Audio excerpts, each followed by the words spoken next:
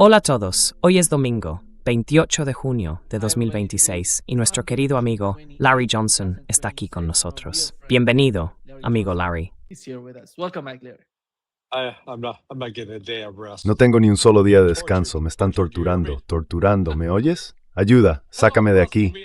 Voy a empezar a parpadear y ya sabes, a mandar mensajes en código Morse. Dios mío.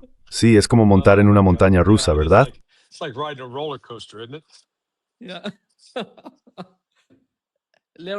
Sí, Larry, creo que... Bueno, empecemos por lo que ha pasado con el caso de Líbano. En Líbano teníamos al presidente del Parlamento libanés, Nabi Berri, que forma parte de la comunidad chií, ya sabes, de la comunidad musulmana del país. Él salió y dijo, no sé cuál es la relación, no he buscado averiguar qué significa ningún acuerdo entre el gobierno del Líbano y un país extranjero, ni cómo eso podría influir en la Constitución libanesa. ¿Está eso mencionado en la Constitución? ¿De verdad necesitan ratificarlo en el Parlamento? Porque si ese fuera el caso, tienes al propio presidente del Parlamento libanés diciendo que no al acuerdo y básicamente diciendo que no tiene ningún valor.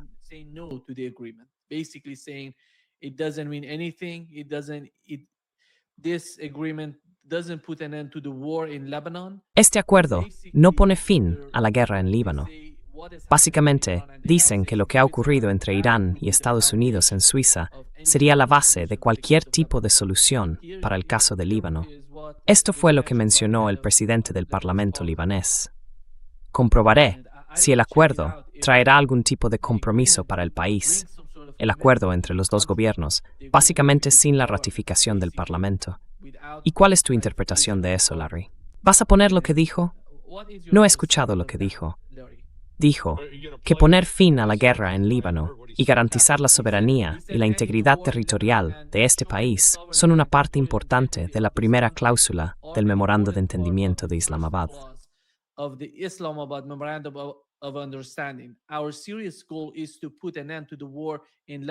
Nuestro objetivo serio es poner fin a la guerra en el Líbano y garantizar el regreso de los desplazados. Está hablando de la gente. Más de 200.000 personas fueron desplazadas del sur del Líbano, y también de la ocupación y la retirada de la entidad sionista del territorio libanés. En las conversaciones de Suiza se decidió formar una unidad para resolver el conflicto, en la que participan Irán, Estados Unidos y el Líbano. Nuestros esfuerzos en Suiza son en beneficio del pueblo libanés, pero el enemigo sionista intenta eludir la cuestión de la recuperación de la soberanía libanesa. El acuerdo entre el Líbano y la entidad sionista es una conspiración y una provocación. ¿Esa es toda su declaración? ¿Eso fue lo que dijo Nabi Berri? Sí, ese era Nabi Berri. Ah, sí, vale. Sí. Así que no hay ningún acuerdo, al menos por parte del Parlamento, a favor del pacto que supuestamente firmaron los gobiernos de Líbano e Israel. Así que, ya ves, estamos completamente en desacuerdo.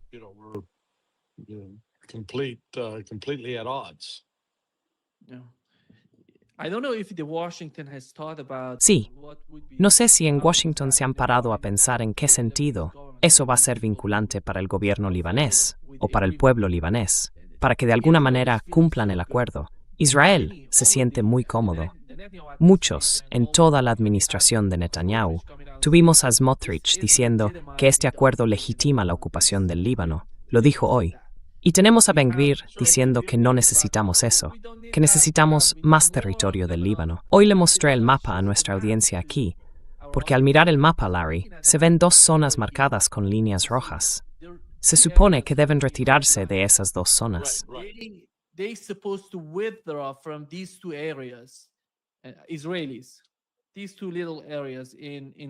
Los israelíes, esas dos pequeñas zonas del sur del Líbano, están quedando dentro de la franja entre la frontera de Israel y el Líbano y la línea amarilla, que por cierto, es enorme. Es algo así como 1,6 veces el tamaño de la franja de Gaza. No es un territorio pequeño que el pueblo libanés pueda simplemente ignorar. Y bien, ¿cree usted que la administración Trump, con esta nueva serie de ataques de represalia contra Irán, según lo que se informa desde la propia administración, Trump parece que van a tener la próxima ronda de negociaciones esta semana, porque ambas partes decidieron no atacarse entre sí. Y yo supongo que el tema del Líbano será el primer asunto que se trate si finalmente se reúnen. Aunque no sé dónde va a ser esa reunión, si será en Suiza o en otro lugar.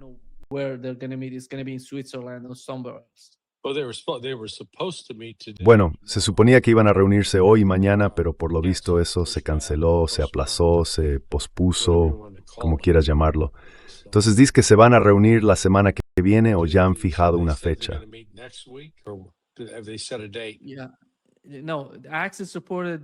Sí, no, en realidad se supone que será esta próxima semana, es decir, de lunes a viernes. No dijeron exactamente qué día será, pero básicamente van a reunirse las dos partes. De hecho, se ha informado de que ambas partes han acordado hablar o encontrarse esta semana. Bueno, sí, se suponía que iban a reunirse hoy en Suiza, pero eso se ha pospuesto.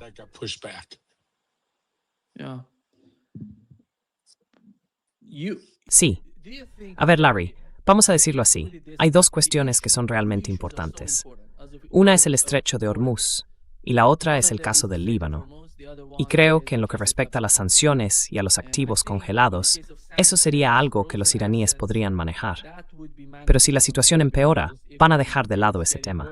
En cambio, el estrecho de Hormuz y el Líbano no los van a ignorar, no los van a sacar de sus cálculos.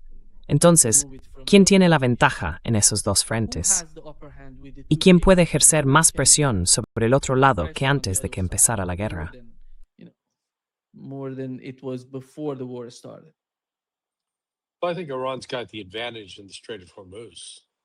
Creo que Irán tiene la ventaja en el estrecho de Hormuz.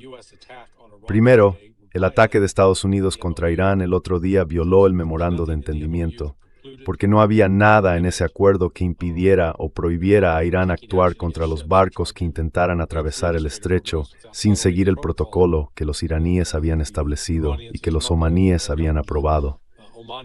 Así que cuando Irán atacó ese primer barco el viernes, el Ever Lovely, y luego Estados Unidos respondió, fue Estados Unidos quien violó el memorando, porque según ese acuerdo, ambas partes debían abstenerse de realizar acciones militares una contra la otra. Quedó claro, por tanto, que Estados Unidos, lanzó el primer golpe.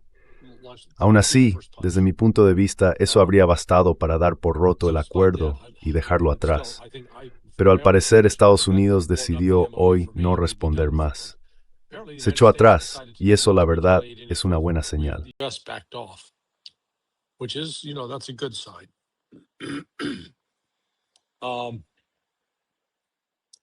El Saad.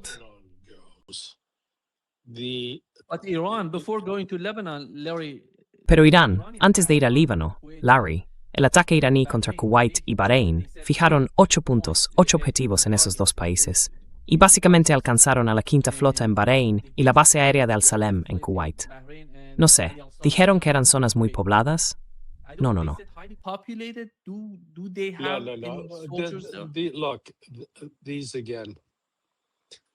Mira, otra vez lo mismo. Irán lanzó el sábado un ataque de represalia más grande que el del viernes. Dicho esto, tampoco fue un ataque masivo y no destruyó activos clave de Estados Unidos. Fue, una vez más simbólico que real. De forma parecida, el ataque estadounidense contra Irán también fue más simbólico que sustancial. Y creo que eso explica por qué estamos donde estamos hoy. Ahora mismo son las 2:30, o quizá las 3 menos cuarto de la madrugada en Teherán, y Estados Unidos no está atacando. Así que bueno, creo que Estados Unidos se ha calmado, ya sabes, Trump y todo eso. A pesar de la retórica dura, se han calmado y han dado marcha atrás.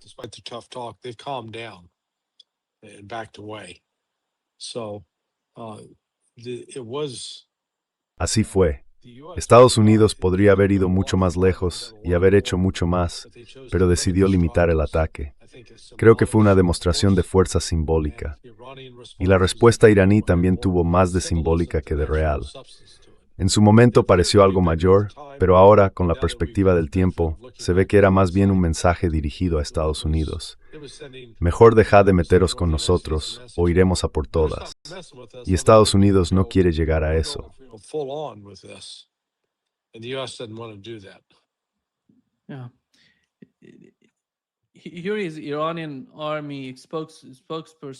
Aquí está el portavoz del ejército iraní, un general de brigada. Dijo que tienen planes serios en dos áreas, la producción nacional y la compra de equipos avanzados a países amigos. Básicamente, parece que se trata de Rusia y China. Aseguró que en los próximos días contarán con equipos más avanzados. Habló de días, no de semanas. Y los drones que presentaron en los últimos días de la guerra de 40 días son mucho más avanzados que las generaciones anteriores, como el Ash-2. Pronto dijo, hablarán de sus capacidades al querido pueblo de Irán. Y creo que esos drones son los mismos que... No sé si en aquel ataque contra los cazas estadounidenses, el tipo que dijo que tenían una forma parecida a una medusa. Parecía tener forma de medusa y dijo que se movía de manera coordinada. Sí. Creo que ese es justo el punto que él quiere destacar, que los nuevos drones son distintos de los que habían usado antes. Y cuando hablamos de los países aliados, este tipo de equipamiento, básicamente, ¿qué es lo primero que se te viene a la cabeza cuando mencionan equipamiento? Bueno, ¿a qué te refieres exactamente con países amigos? Dijo que el nuevo equipo va a llegar a Irán desde países amigos en los próximos días y que lo vamos a mejorar. Sí, eso significa China y Rusia principalmente. Y quizá Pakistán, pero China y Rusia son los principales proveedores de armas nuevas. Va a ser algo defensivo, relacionado con sistemas de defensa aérea, según tengo entendido. De nuevo, en cuanto a los sistemas de defensa aérea, yo me quedaría con el ruso antes que con el chino, simplemente porque el ruso ha demostrado su eficacia y el chino no. El sistema usado en Cruzo-Sursbate, el chino.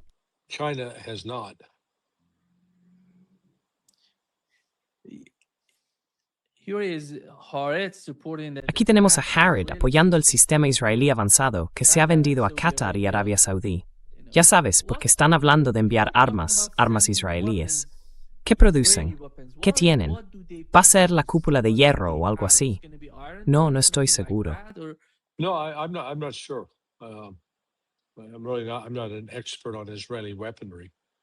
No soy un experto en armamento israelí. No estoy seguro de qué querrían comprar. La verdad, parece una transacción un poco extraña.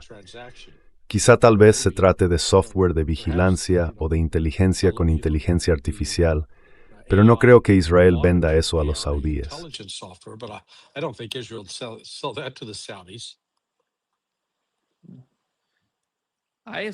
Supongo que será algún tipo de equipo de vigilancia o de espionaje, ya sabes. ¿Y cómo va? Bueno, ya sabes. La verdad, Stuart Way,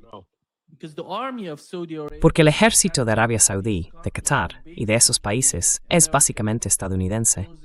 El equipamiento, los cazas, todo lo que tienen viene de Estados Unidos. O también reciben material de Rusia y de China. que yo sepa, no, creo que tienes razón. En ese que han sido formados y apoyados por Occidente.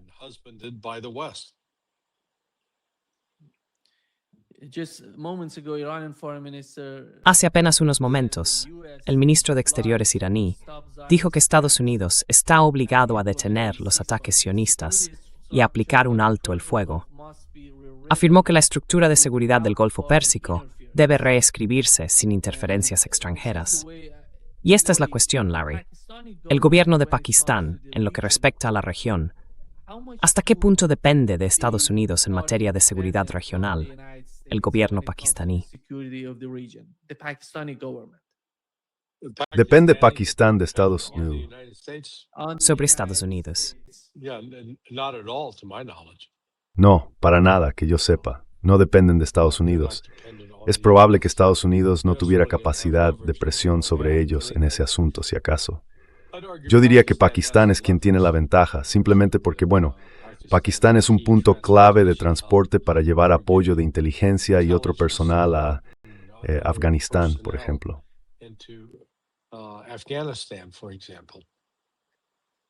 Sí. Así que tienen que depender de ellos para eso. Sí, hay vínculos de larga data entre los servicios de inteligencia de Pakistán y de Estados Unidos, pero no creo que tengan nada nuevo planeado en este momento.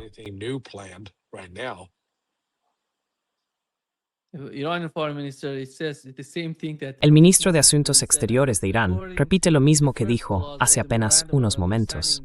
Según la primera cláusula del memorando de entendimiento, la guerra en todos los frentes, incluido el de Líbano, debe terminar por completo.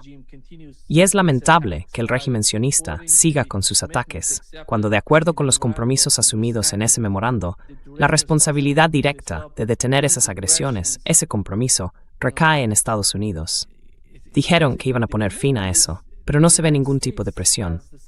Mientras hablábamos, estaban atacando Líbano hoy mismo.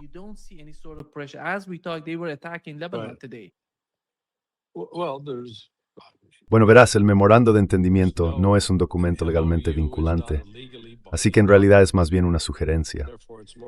Pero tanto Israel como Irán pueden aprender a ignorar el BIM.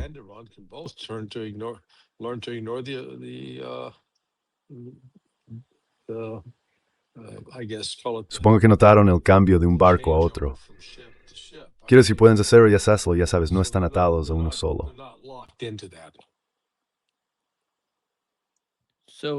Es que es un proceso de desescalada, digámoslo así. Y nadie está reduciendo la tensión, especialmente.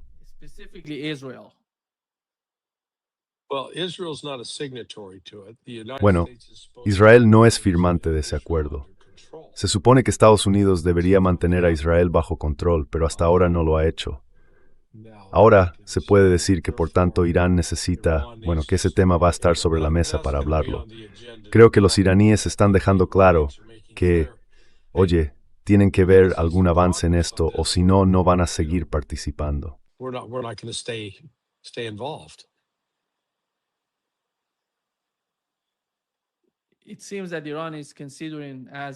Parece que Irán está considerando, como acaba de decir el ministro de Exteriores iraní, que cualquier acción de Estados Unidos que incumpla los términos del memorando de entendimiento retrasará la reapertura del estrecho de Hormuz.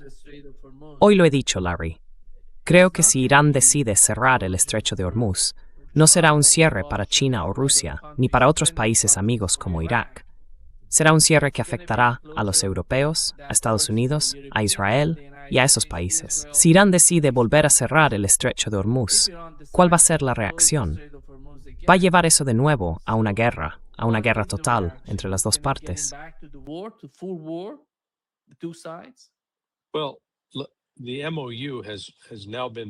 Bueno, el memorando de entendimiento ya ha sido violado. Ahora le corresponde a Irán decidir si va a seguir actuando dentro del marco de ese acuerdo o no. Estados Unidos lo ha violado claramente. La primera cláusula de ese memorando, el primer párrafo, establece que Irán y Estados Unidos no volverán a atacarse entre sí. Estados Unidos rompió eso el otro día cuando lanzó el ataque contra los campamentos en Siria. Ahora, Estados Unidos lo justifica diciendo que Irán atacó un barco que intentaba pasar por el estrecho, por el lado de Bahrein, quiero decir por el lado omaní del Golfo, y que Irán los atacó ilegalmente. Pero todo lo que Irán tiene que decir es, muéstrame dónde dice el memorando que Irán ya no puede atacar ningún barco que intente cruzar el estrecho de Hormuz sin el permiso de la Guardia Revolucionaria. No lo dice en ninguna parte.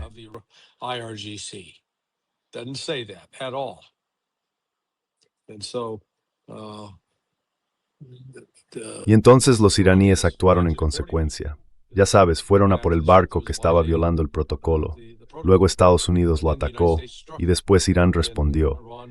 En ese momento sí, todo quedó en pausa. Todo esto ocurrió el viernes. Y luego el sábado ayer, los iraníes siguieron intentando interferir con el paso de ciertos barcos, exigiendo que todos completaran el protocolo de la Autoridad del Estrecho del Golfo Pérsico, la PGCA. Es decir, rellenar los permisos. Vamos a pasar, este es nuestro destino, esto es lo que transportamos, y así sucesivamente. El sábado encolar 2 barcos sin cumplir ese protocolo.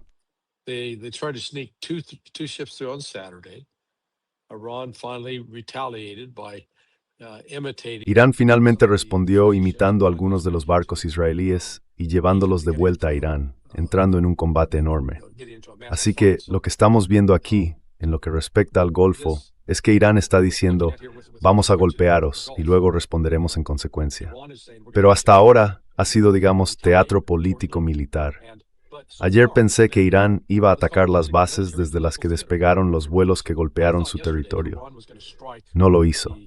Atacó la base aérea Al-Islam en Kuwait y la base Al-Isa, creo que se llama así, en Bahrein. Y ninguna de las dos tenía realmente activos aéreos importantes, simplemente porque están demasiado cerca de Irán. Pero aún así, Irán las golpeó con fuerza. Y entonces vimos cuál fue la reacción de Estados Unidos hoy. Nada. ¿De acuerdo? Así que claramente Estados Unidos no quiere escalar esta situación. Y por lo que he sabido desde los ataques de ayer, los objetivos que Estados Unidos alcanzó en Irán, es más, no eran sensibles, ni significativos, ni importantes.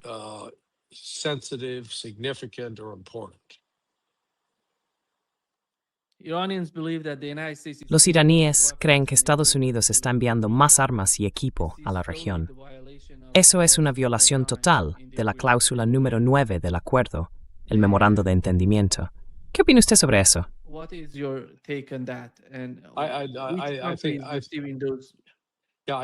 Sí, creo que se equivocan. Creo que Irán se equivoca en eso. Creo que está ocurriendo justo lo contrario. Sé que se han dado las órdenes. No tengo una cifra exacta de cuántas unidades aéreas, terrestres y demás se desplegaron en la región. Lo único que sé es que fueron decenas de miles. Así que no llegaron todos en un día, ni en una semana, ni en un mes. Hizo falta un par de meses de preparación. Y, por lo que me dicen quienes están implicados en las operaciones de salida, va a hacer falta también un par de meses para sacar a todo el mundo. Pero mientras estén en ese proceso de retirada, no van a intensificar los ataques contra Irán para provocarlos y reactivar toda la guerra. No veo que la guerra vaya a reiniciarse ahora mismo.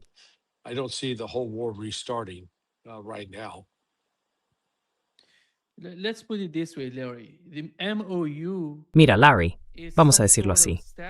El memorando de entendimiento es un conjunto de pasos que tienen que cumplir antes de llegar a cualquier tipo de acuerdo. Esos pasos implican aplicar todas las cláusulas del memorando.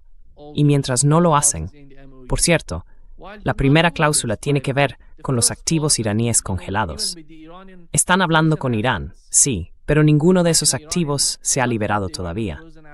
Eso supone una violación de la cláusula número 11.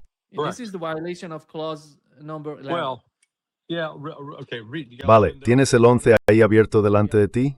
Léelo, por favor.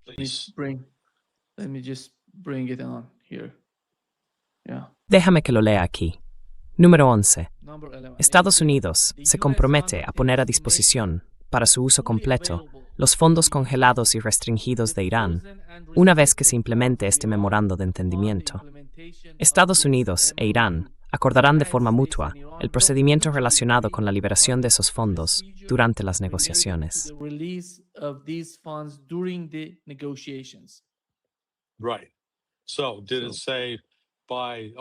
Vale. Entonces decía en el primer día cuando lo firmamos, cuando Donald Trump lo firma, que había que publicarlo. No, no lo decía. Nada. Lo dejaron muy vago. Claro. ¿Cómo puedes violar algo que es tan vago? A ver, por eso, si vas a redactar eso y dices, oye, ¿quieres que te liberen los activos congelados? Si Irán iba realmente en serio con eso, debería haber dicho algo como de acuerdo, 10 días, 20 días, 30 días después de la firma de este memorando de entendimiento, Estados Unidos liberará el 100%, el 80% o el 50% de los fondos congelados. Así es como debería haberse escrito. Algo así. Y yo habría dicho, tras la firma de este acuerdo, Estados Unidos está obligado a liberar el 25% de los fondos antes del 20 de junio. El 50% adicional deberá liberarse antes del 1 de julio y el resto se liberará el 7 de julio. Así de simple.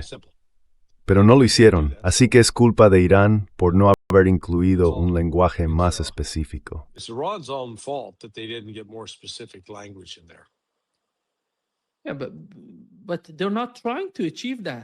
Pero no están intentando conseguir eso. No hay, ya sabes, en el caso del estrecho de Hormuz, la forma en que están intentando presionar a esta organización del Reino Unido. No sé, la que da las rutas, los trayectos que se usan en el Golfo Pérsico. Y están dando información falsa a los petroleros, a los barcos. Por eso, esa fue una de las principales razones. ¿Te refieres a Estados Unidos? No el Reino Unido. Ah, sí, ni siquiera son firmantes del acuerdo, solo están intentando fastidiarlo todo. Ya sabes, oye. Porque quizá esos camiones cisterna no sabían cuál era la ruta correcta, cuál era... Oh, no. Mira, ellos sabían cuál era el protocolo, presentar la solicitud ante la Guardia Revolucionaria iraní y seguir sus instrucciones. Pero en lugar de eso, decidieron seguir al Reino Unido y a Occidente. Básicamente le dijeron a la Guardia Revolucionaria iraní que se fueran al diablo, y eso fue exactamente lo que hicieron. Y ahora han descubierto las consecuencias de haberles dicho eso. ¿Y cuáles son esas consecuencias? Pues que les dispararon, y luego it's a Ford and a Berman.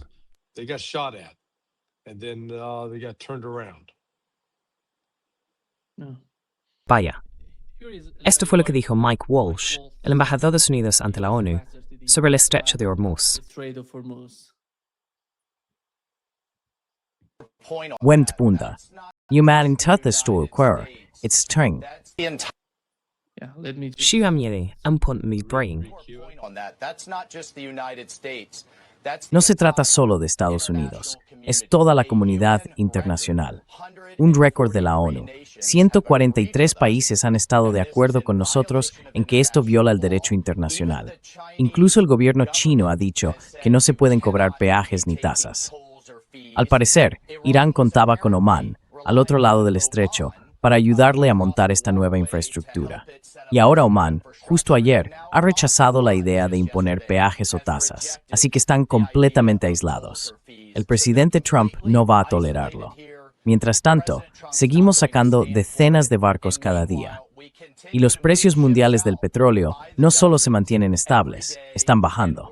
Así que el intento de Irán de mantener al mundo y a su propia economía como rehenes está fracasando por completo.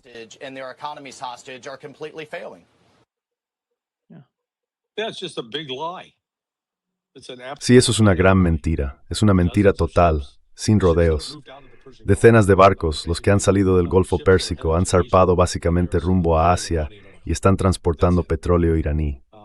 Eso es todo. Estoy aquí sentado mirando en tiempo real marinetraffic.com.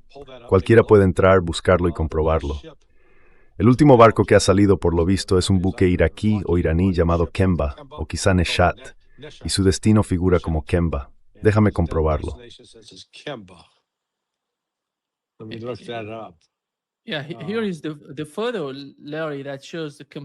Sí, aquí tienes la foto, Larry, que compara, por ejemplo, el 26 de junio, hace 2 días. Se ve el paso de esos barcos por el estrecho de Hormuz, unos 40 o 50 petroleros al día, algo así. Sí, no se puede ni comparar con lo que era en junio. Sí, ni de lejos. Irán ha cerrado de hecho the Elaine Brainless.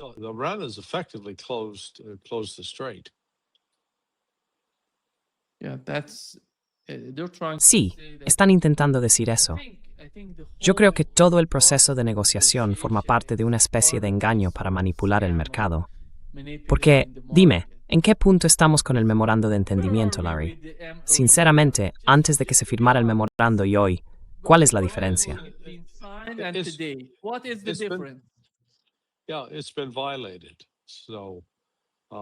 Sí, se ha violado. Así que van a seguir adelante. Todavía tienen áreas en las que negociar. Lo único que nosotros, ya sabes, miramos es desde el punto de vista de Irán. ¿Qué ha conseguido Irán con todo esto? Primero, que Estados Unidos ha levantado su bloqueo. Segundo, que la Marina estadounidense ya no intenta activamente detener o disparar contra los barcos iraníes. Tercero, que Irán puede vender petróleo a quien quiera. Cuarto, que está recibiendo dinero a través de Arabia Saudí y Qatar. $12,000 millones que Estados Unidos se supone que debe pagar. Y esos países dicen, mira, te adelantamos el dinero, te lo damos nosotros. Así que creo que Irán está en realidad en una posición bastante buena ahora mismo. Es Estados Unidos quien está intentando desesperadamente averiguar qué hacer.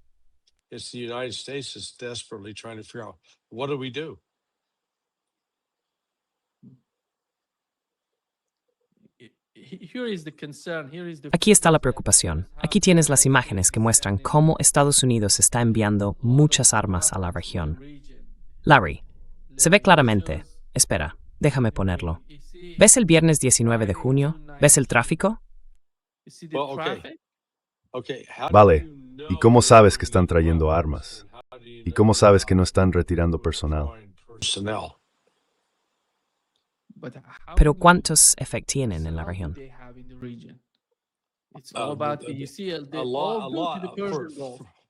Mucho. Solo han emitido la orden inicial para empezar a retirar al personal. Van a estar ocupados retirando personal, aviones y equipos en tierra durante 2 meses. Es la cantidad de gente que tienen allí. Es enorme. Así que no tenemos ninguna prueba de que esos aviones que están llegando lleven más tropas o más sistemas de armas. Creo que es justo lo contrario. Están regresando a Estados Unidos.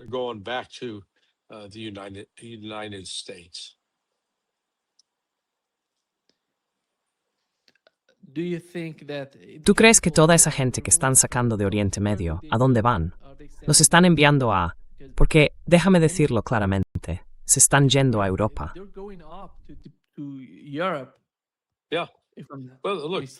Sí. Bueno, mira, vienen desde Estados Unidos. No puedo saber por eso si son aviones completamente cargados, que traen nuevos suministros, nuevo equipo, nuevas armas. O si, básicamente ya sabes, quizá traen comida, pero luego se llevan personal y armas cuando se marchan. Sí.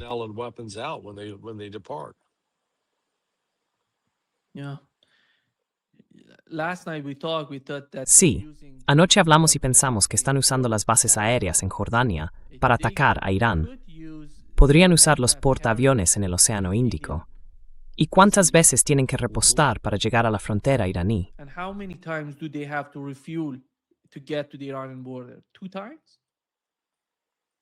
¿2 veces? Bueno, si despegan desde Jordania o desde Israel, sí, al menos 2 veces.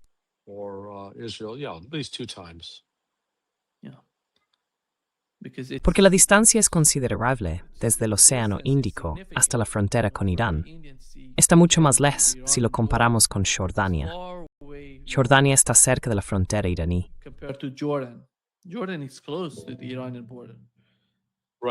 Correcto. Algo de Jordania Stepford Ting. Sí, como decía Woltva. No, la verdad es que no. Quiero decir, son unos 800 kilómetros.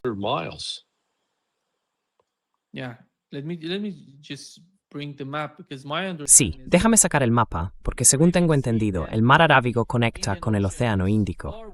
Está bastante lejos, el Océano Índico, si lo comparas con Jordania. A ver, voy a poner el mapa para ver la diferencia. Mira, aquí está. Tienes Jordania, ¿la ves? Y aquí está el Golfo Pérsico. Bien, y cuando llegamos al... Sí, espera un momento, el Océano Índico está aquí. ¿Ves esta línea? Sí, claro, claro, claro. Está lejos. Jordania está muy cerca de la frontera con Irán. Si decida es de immensa área, sorry, para salvar esos ataques. Bueno, sí, lo han hecho. Han estado avanzando desde Jordania, pasando por Irak en el ataque. Así que han subido hacia Armenia, Azerbaiyán, y han bajado desde allí. Sí, tienen que usar al menos Irak, porque los ataques, Larry, fueron aquí en esta zona. ¿Ves? Aquí, justo en esta parte. Así que, para llegar hasta aquí, buscan hacerlo desde Irak, pero no van a poder llegar. Tendrían que pasar por el Golfo Pérsico, que en mi opinión es demasiado peligroso para usar esa ruta. Y tendrían que venir desde Jordania, atravesar Arabia Saudí y luego Omán, o quizá los Emiratos Árabes Unidos, para atacar esas zonas. Van a volar a Eritrea, Jordania e Irak. Sí, Jordania, Irak. Pero si van a Irak, van a poder acceder a esta parte de Irán, que fue atacada básicamente durante la guerra, durante estos ataques de las 2 últimas noches. Sí pueden. Speak with me. Está muy lejos de allí. No, no tienen por qué quedarse allí. Podrían haber volado hacia el Golfo Pérsico desde el norte y desde el sur. Pero si usan el Golfo Pérsico, según tengo entendido, el sistema de defensa aérea, El sistema israelí. sistema de defensa aérea iraní, cerca del Golfo Pérsico. Exacto, sí, es verdad. Por eso creo que han utilizado el espacio aéreo de Arabia Saudí, luego el de los Emiratos Árabes Unidos, quizá el de Omán, para llegar a esa zona y atacar a Irán.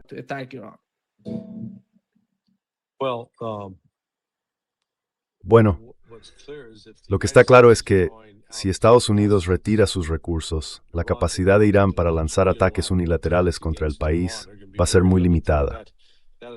Creo que eso se completará en 1 hora más o menos cuando empiecen. Así que estarán avanzando de forma significativa en 1 hora, hora y media.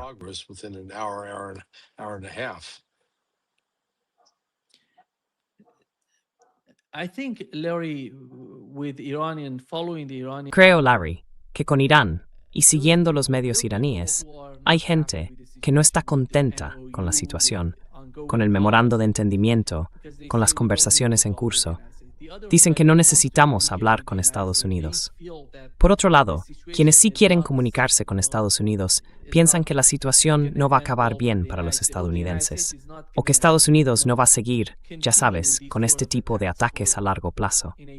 Esa es su interpretación, porque si entras en este juego de acción y reacción, tienes que mantenerte en la región. Y no hay manera de permanecer en la región sin usar el espacio aéreo de esos países que acabamos de ver. Así que, ¿cómo lo ves tú? ¿Crees que Estados Unidos está retirando al personal, retirando las armas?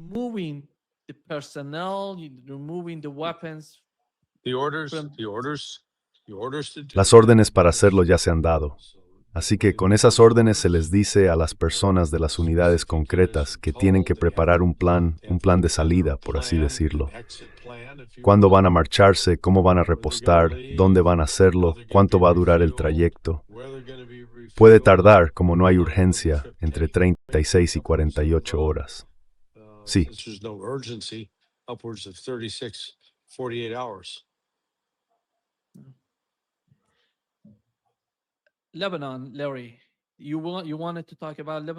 Líbano. Larry, querías hablar del Líbano. Te he interrumpido porque quería centrarme en el estrecho de Hormuz. Pero volviendo al Líbano, estos son los puntos de ese acuerdo entre el Líbano e Israel.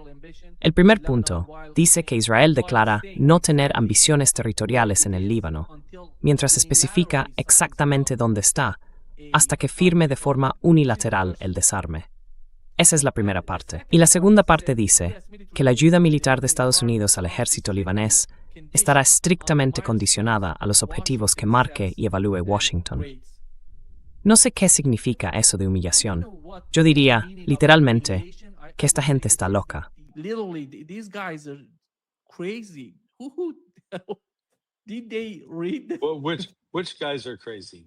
¿Han leído esto? ¿Quiénes son los locos? ¿Los iraníes? No, los libaneses. Los libaneses. Estoy hablando del gobierno del Líbano. Aún pertenece a una facción cristiana minoritaria, así que aún lo hace para ganarse el favor de Estados Unidos. Es así de simple. Pero no cuenta con el apoyo de la mayoría de la población, que en su mayoría es musulmana, suní o chií. Y sabes, muchos de los musulmanes con los que he hablado, libaneses o de ese entorno como tú, están cansados de esta guerra. No me dividiendo si podemos continuar.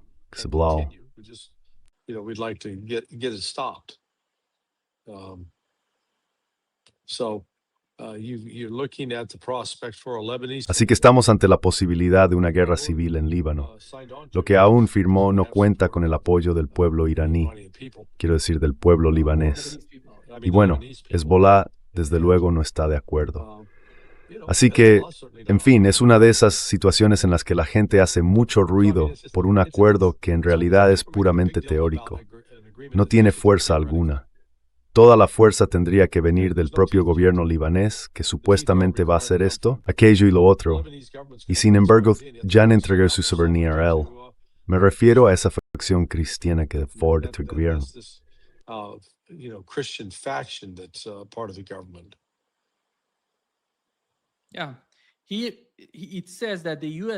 Sí, dice que el gobierno de Estados Unidos decide sobre la ayuda militar al ejército libanés. Y la forma en que lo hace no tiene nada que ver con el Líbano. Estados Unidos decide todo lo relacionado con la ayuda militar. No mencionaron qué tipo de ayuda militar sería. ¿Van a recibir un sistema de defensa aérea? ¿Van a recibir tanques? ¿Van a recibir armamento pesado?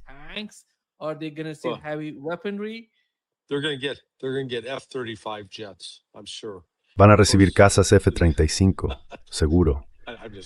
Claro, lo digo en tono de broma porque la Fuerza Aérea de Estados Unidos admitió la semana pasada que de cada 100 F-35 que se han fabricado, solo entre 25 y 30 están realmente listos para volar misiones. Y los últimos 6 que se entregaron sin el radar y sin los conos del morro. Así que si aplicamos eso al caso del Líbano, sea lo que sea que Estados Unidos esté prometiendo en cuanto a equipamiento militar, ni siquiera está claro que pueda realmente suministrarlo. Es como ese, te invito a una hamburguesa el martes que viene si me das el dinero hoy.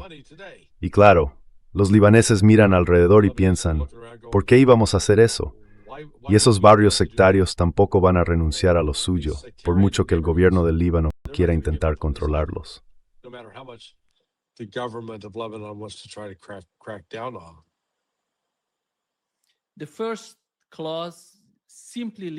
La primera cláusula simplemente legitima la ocupación israelí del Líbano. La segunda trata sobre la ayuda militar de Estados Unidos al Líbano. No especifica nada, no menciona qué tipo de ayuda sería, nada. Y dice, lo único que dice es que Washington establece y evalúa los hitos, ya sabes. Tory or Spurs driver.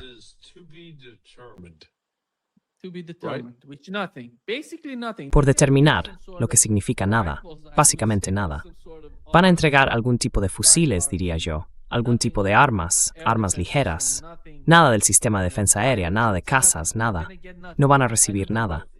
No sé qué es lo que... Luego, la tercera cláusula dice que Líbano y Estados Unidos se comprometen conjuntamente a asfixiar económicamente a cualquier grupo vinculado a la resistencia. Así que, otra vez, el gobierno del Líbano, cooperando con Estados Unidos para presionar a los movimientos de resistencia. Básicamente, están hablando de Hezbollah, porque no hay nadie más. Están hablando de Hezbollah.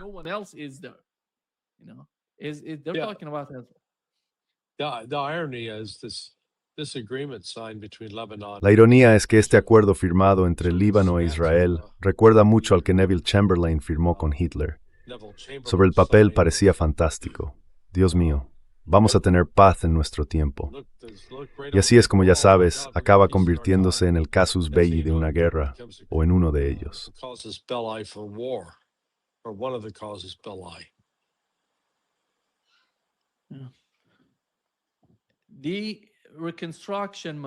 El dinero para la reconstrucción. Están hablando de la reconstrucción del Líbano.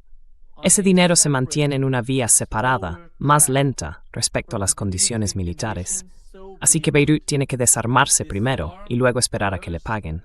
En realidad, esto no es gran cosa, nada importante para el Líbano. Ah, sí, estoy de acuerdo.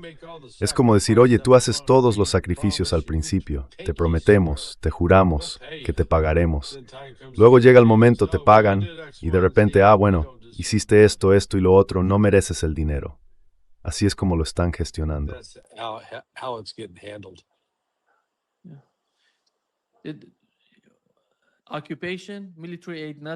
Ocupación, ayuda militar, nada. Presionar a Hezbollah y no permitir la reconstrucción sin que Hezbollah se desarme. Todo gira en torno al desarme de Hezbollah. Solo hay que mirar sus acciones. Todo está centrado en el desarme de Hezbollah. Pero eso no va a ocurrir, y creo que no van a conseguir nada con ese acuerdo. ni Estados Unidos ni los israelíes, según lo que yo entiendo. No, estoy de acuerdo. Creo que a estas alturas es un acuerdo sin sentido.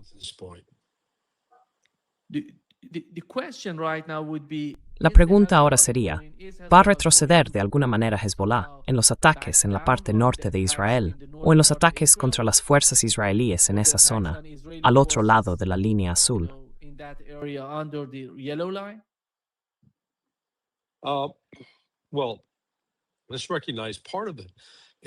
Bueno, reconozcamos una parte de esto. Hasta donde yo sé, Israel, desde hace unos 30 o 40 años, siempre ha mantenido una parte de ese territorio en la línea amarilla como zona de seguridad. Así que, ¿cuánto tendrán que retirarse de ahí? Está por verse. Pero tiene que haber una retirada importante. Ya sabes, Irán va a presionar para que sea significativa. Creo que debemos, salvo que me haya perdido algo en las noticias, señalar que Estados Unidos hoy ha dado un paso atrás y no ha respondido con represalias. Y en parte creo que eso se debe a que los barcos ya no están intentando forzar su paso por el estrecho. Ahora mismo la actividad es bastante baja. Hay un barco iraquí que dice Bandar Abbas OPL, pero en realidad no está saliendo nada del estrecho desde la mayor parte del Golfo Pérsico y tampoco entra mucho desde el sur. Así que no hay demasiada actividad.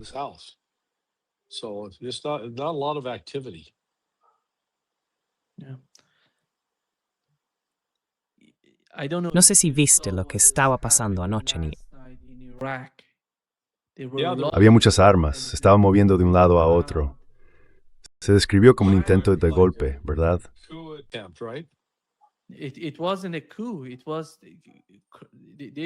No fue un golpe de Estado. Estaban con el caso de corrupción en Irak, intentando, ya sabes, detener a las personas implicadas o que formaban parte de esa red de corrupción en Irak.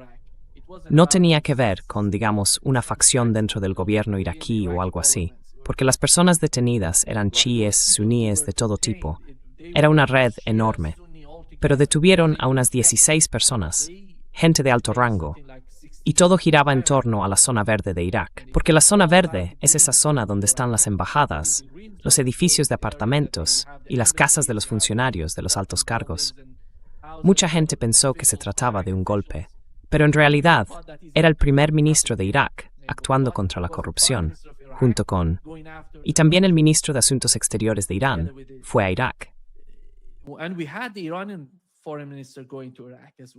Bueno, Araghchi estaba allí.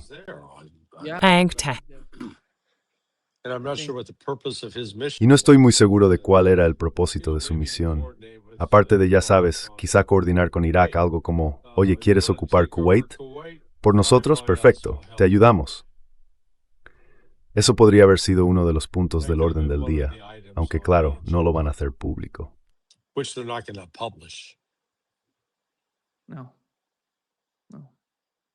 No. Vale, veamos. Creo que en las próximas horas vamos a saber más sobre lo que van a decidir. La parte iraní no reaccionó al informe publicado por Axios, que decía que en los próximos días, esta semana, habrá una nueva reunión entre las dos partes.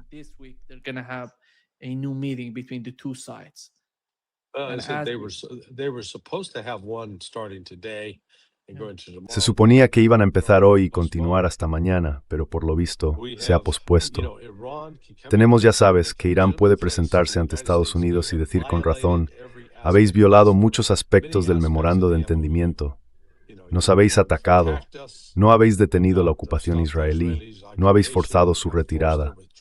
Por otro lado, pueden señalar y decir, bueno, pero estamos vendiendo nuestro petróleo está saliendo y habéis levantado el bloqueo. Y a pesar de todo el, digamos, alarde militar de ayer, todo está tranquilo en el frente oriental o en el occidental, según cómo se mire. Irán está al oeste, Omán al este.